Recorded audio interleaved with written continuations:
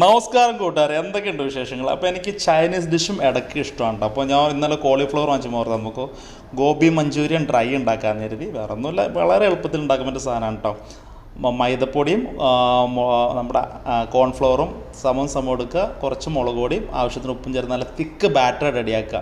അതിനുശേഷം നമ്മുടെ കോളിഫ്ലവർ അരിഞ്ഞതിന് ശേഷം കുറച്ച് മഞ്ഞൾപ്പൊടി ഇട്ട് അന്നും കഴുകി അതിൻ്റെ വിഷാംശം കളഞ്ഞ് മാറ്റി വയ്ക്കുക. പിന്നെ ഈ ബാറ്ററിലേക്ക് ഇത് മിക്സ് ആക്കുക. സംഭവം അവിടെ മസാല റെഡി ആയിട്ടുണ്ട്. നല്ല തിളച്ച എണ്ണയിലേക്ക് ഇത് സ്പ്ലിറ്റ് ചെയ്തിട്ട് ഇടുക. അത് ഫ്രൈ ചെയ്തെടുക്കുക. നല്ല കടക്കായിട്ട് ഫ്രൈ ചെയ്തെടുക്കണം കേട്ടോ. വേവിക്കാതെ ഇങ്ങനെ ഉണ്ടാക്കണം ഒന്നുകൂടെ ടേസ്റ്റ്. പിന്നെ നമ്മുടെ ബാക്കി മസാല ഉണ്ടാക്കുക. മസാല ഉണ്ടാക്കാൻ വളരെ എളുപ്പമാണ്.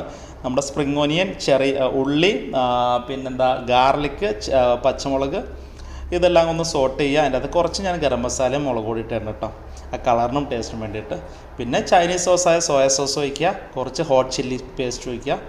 ഒന്ന് തിക്കായി കഴിയുമ്പോൾ അതിൻ്റെ അകത്ത് കുറച്ച് ഒരു സ്പൂൺ കോൺഫ്ലവർ കലക്കി വെള്ളത്തിൽ ഒഴിക്കുക. അപ്പോൾ നമുക്കൊരു തിക്ക് ഗ്രേവി ടൈപ്പ് കിട്ടും.